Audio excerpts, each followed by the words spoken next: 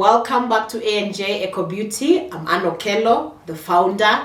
This is your #1 formulation partner in Kenya. Thank you to everyone that watched our intro video and showed interest. For those who sent in your questions and even comments, we are excited to go through another video again.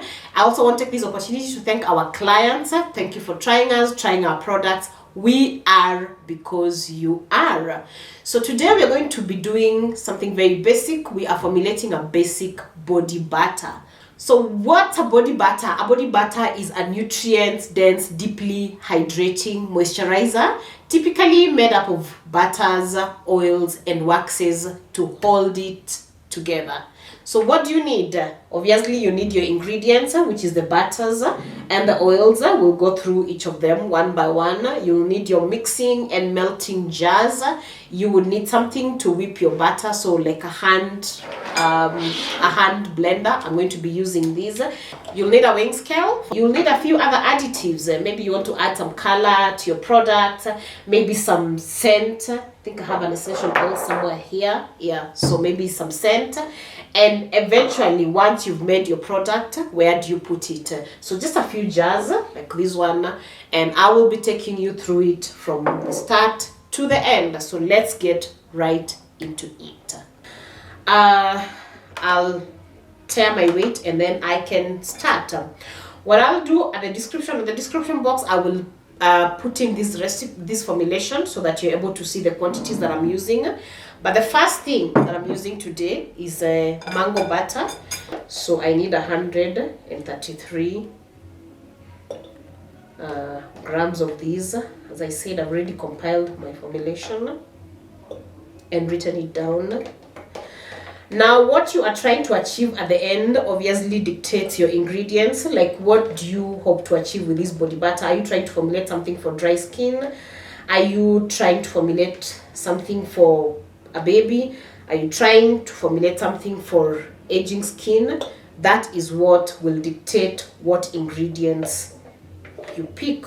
I need another 133 grams of my cocoa butter.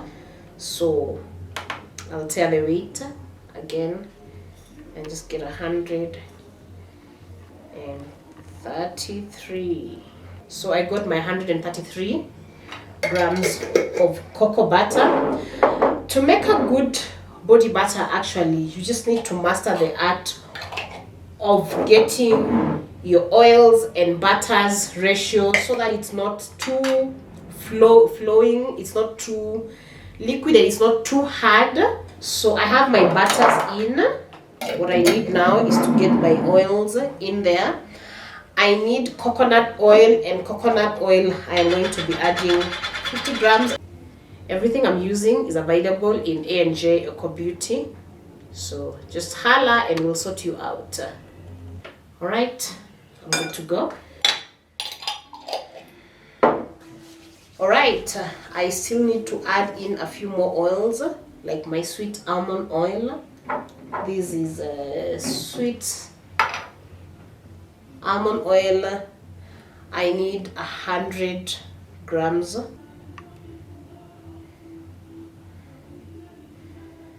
The next thing that I need is grapeseed oil. I am going to be using 67 grams of that. Okay, I got that right. The only other thing that I need to add is my essential oils, which I'll do at the end. So we have all our oils and our butters, and what we need to do is melt these, and we are ready to go. We will just put these in hot water and it will melt. Then once it's melted, we'll let it cool and then we'll whip it. And basically I'm doing this to show you that you don't need a very complicated process to make body butters or processing unit.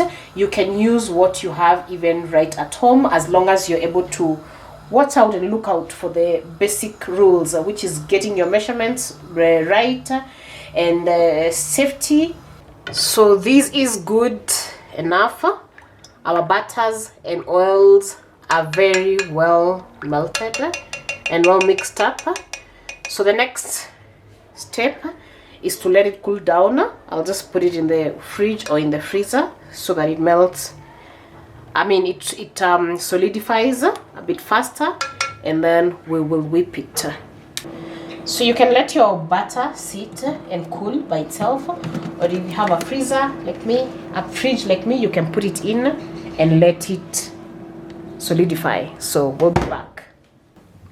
So we are back. Our butter is now solidified, and what we need to do is whip it. We whip it just to give it some nice consistency and to improve its spreadability. And this is where our hand whip comes in, or a hand blender. So I didn't let it harden too much. So this will just take a minute.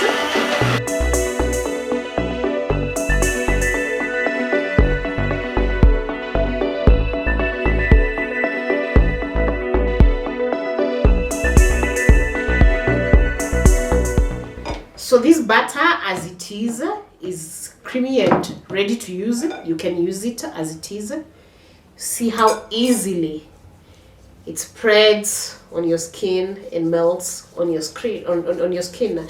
However, I still want to add a few other things, and I'll explain why. So for example, I have vitamin E. I will just add a few drops, and vitamin E helps with as an antioxidant, so just to reduce rancidity. So I just want to get a few drops in there, and then I also want to give my butter a nice smell. So it smells like cocoa butter, really good, like chocolate, but I want to add some essential oil. So for this one, I will actually use rosemary.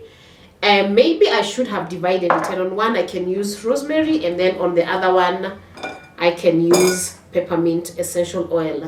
So I'll use this jar to this bowl rather, to just divide my butter into 2 portions. And there you go. So on this one I'll add some rosemary. This is rosemary essential oil, just a few drops, like maybe 5 and 2, 4, 5. That should be good enough. On this other one I'll use a peppermint. So I have peppermint essential oil, again the same thing. 2, 3, 4, 5, 6. That should be enough. So ideally you should not do this. You should weigh your ingredients, but like I said, these are very basic body butter that you're using at home. But the next video I'll do, it will be on commercial body butter. So that's a product that you are selling, and you want to be specific with your measurements so that you are able to have a consistent formulation, so that your products are not varying one batch to the other. Smells really good. Oh, peppermint is really lovely. The other thing that I want to do is this one. I'll just have it as it is, but on this one I want to add some color. So I'm using some pink red mica just to give this a rose color, and I'll show you how I'll do that. So again, just a little bit of it goes a long way. You can use different colorants for your products, and we will learn that as we go along. These are nice rose color. This is what I was looking for. I don't want a red color. I just want it to be rose, and looks good. I think I'm done. The other thing that I do now is to fill my jars. You can just pour it as I'm doing. This is our rosemary scented body butter. It's not colored. And then this is our peppermint rose colored body butter. I'll pour this again into a jar. I like it mild, the color, but of course you choose if you want yours a little bit more red or more pink. You can play around the colors, that's up to you, but there are also percentages that you cannot exceed when it comes to the colorants. Again, I'll include that in the comment section so that you have some guidance. Oh yeah, this is it. This is what we have. I love the colors. I also love the consistency on both. They apply really easily on the body, and this is extremely moisturizing. We have power ingredients in here. Shea butter is a powerful moisturizer, is an intense moisturizer. So is cocoa butter and coconut oil, sweet almond oil, and grapeseed oil, all which are available on ajecobeauty. So this is what we have. Again, like I said, this is just for your home consumption, or you can make these for friends as gifts, and I'm sure your skin will thank you. So will your family and friends. Come back next week. We will be making commercial body butters that we will need to tweak our formulation a little bit, so that these butters, if you're shipping them, for example, to a hot area, how do you ensure that they hold together and they don't lose their consistency? How do you ensure that you keep your consistency from one batch to another? How do you do labeling also, and all that kind of stuff? Subscribe, share with your friends, and also let us know what you would want us to formulate next. Keep well, guys. Stay wise and profitable, and love one another. See you next time.